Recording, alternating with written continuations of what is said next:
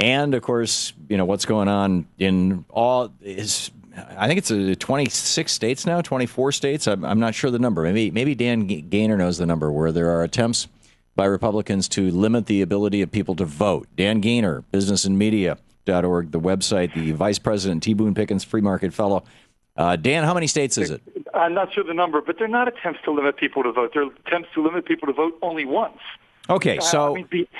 Tom, let me say this, because you and I have talked about voting stuff before, and we actually found some agreement. So maybe before we actually tear each other apart, let's try to find if there's some agreement. You and I both are suspicious of electronic voting, correct? Yes. Okay. Probably, left-wing heads are shattering right now listening to this program, but we both are. If somebody can program a computer, then they can probably hack it. I'm also suspicious of the way electioneering is done. We just had somebody literally yesterday in Orange County convicted of voter registration fraud, where there are people will try to manipulate elections, whether they're Republicans or Democrats. No, I don't disagree. Mitt Romney for years apparently voted in Massachusetts, lived in California, and kept his tax residence in New Hampshire, for example. I don't know the particulars of that, but I do know that people should only be able to vote once. So it seems like we should try. Okay, so you had one conviction. If we look at the state of Ohio, for example, Dan, a study that was done in the 2002 and 2004 elections, and they actually checked 9,078,728 votes. They found four instances of people who voted who were ineligible, none of them with malice. Apparently, these were all people who thought that they were eligible to vote and weren't. And that's a rate of 0.00004%. On the other hand, House Bill... I know about Maryland. Maryland, where we had an election just a few years ago, back in 1998, that ended up being decided again in the courts, just as election 2000 was decided in the courts, etc. The Maryland election, they found 1,800 people who were supposed to have been purged from the rolls had voted. And there were a lot of let's just say election irregularities. And that will happen in any state, Republican or Democrat, where one side runs things for a long time. So why don't we, as in a rare attempt at bipartisanship, try to come up with something that actually makes sure that people can only vote once, but still... Dan, this is nonsense. Me too. What you're saying is nonsense, and here's why. Let me finish the sentence I was in the middle of when you interrupted me. They looked at 9 million votes in the state of Ohio over 2 election periods, and they found 4 people who illegally voted. You say in Maryland it was 1,800 people. Fine, 1,800. Let's say it's that bad. This bill, in just looking at the state of Ohio, for example, or Indiana, let's take Indiana. Indiana's bill, 28.3% of eligible black voters in the state of Indiana do not have valid photo ID that would comply with this law. 16.8% is true for white residents. That's an 11.5% gap. 22% of voters 18 to 25 don't have such ID, nor do 19% of people over the age of 70. Basically, what this law is going to do is it is going to pull out in the state of Ohio 890,000 people, almost all of them either people of color, people who are poor, people who live in urban environments, which tend to, and don't own cars like me, who tend to vote Democratic, or people who are elderly. And it's going to cost $20 million to implement. ID than my library card does. I can check out books. They still want to see an identification that I'm who I am. You can't have a voting system where someone can walk into literally every single polling place and vote. Dan, you will not find an example. You have one example of one guy in Orange County who is convicted of this. This is a non-issue. This is an attempt by the Republican Party to cut 800,000 people off the voting rolls because 4 people voted wrong, and it is a lie by the Republicans. It is an attempt to cut the number of voters.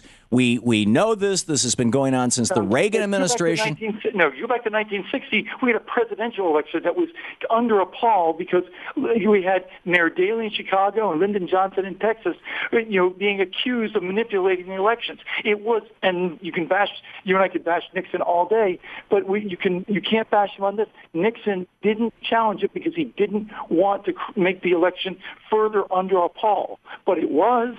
And, then your side would complain about 2000. Why don't we try to fix the... Dan, requiring people to show up with a photo ID and go through the whole song and dance and find birth certificates, people who are in their 70s who, they lost their birth certificate 30 years ago. They were born at home. They maybe never had one. They've been in this country for generations. It's not... This is... Who's... this is Paul Weyrich. The guy who arguably got Ronald Reagan elected, ran his direct mail campaign in 1980. This is Paul Weyrich in 1978, I believe it is, speaking to a group of Republican Party activists in a church in Maryland. Here's what he had to say. Now, many of our Christians have what I call the goo-goo syndrome, good government. They want everybody to vote. I don't want everybody to vote. Elections are not won by a majority of people. They never have been from the beginning of our country, and they are not now. As a matter of fact, our leverage in the elections, quite candidly, goes up as the voting populace goes down. That's the Republican strategy that you're trying to defend, and it's indefensible, Dan. Years ago, I could go pull out Democratic stuff where Democrats voted against voting rights in the South. You're digging into history. I'm talking about current events. I am talking about current events, too. What is being implemented right now is the strategy that Paul Weyrich laid out.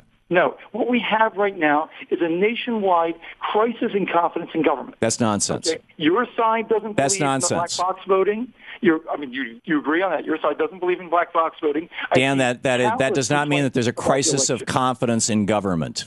Government, you guys are trying to manufacture with this giant Koch brothers funded echo chamber this belief that Reagan put forward that government can't do anything right. And it turns out government can do a lot of things right, and Americans want government to do things right. But every time Republicans get into power, they put people like Brownie in charge of things and screw things up. Oh, well, the hurricane was handled the tornadoes were handled anything better in Joplin. Actually, yes, we talked with a number of people in Joplin, including Republican elected officials who said FEMA was there like that. On government, Tom. It's not. I would like government to do this well. I think this is one of the most basic functions government should do well. So you want to knock 890,000 people off the voting rolls in Ohio because you're afraid that 4 people or 1,800 people might illegally vote. How do you survive in this day and age without a photo ID? How do you?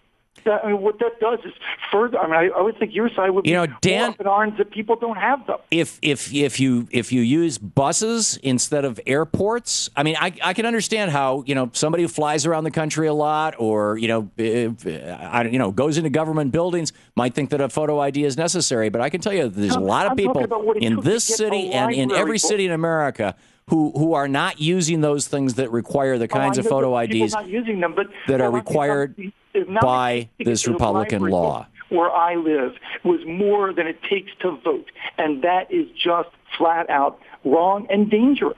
It encourages people to... There is no danger, Dan. There has been no... The cases of voting fraud that we're looking at are things like Governor Romney, again, claiming that he lives in his son's basement to vote when, in fact, he's got a $10 million house in California. It would have proved somebody lied. And, there's no videotape.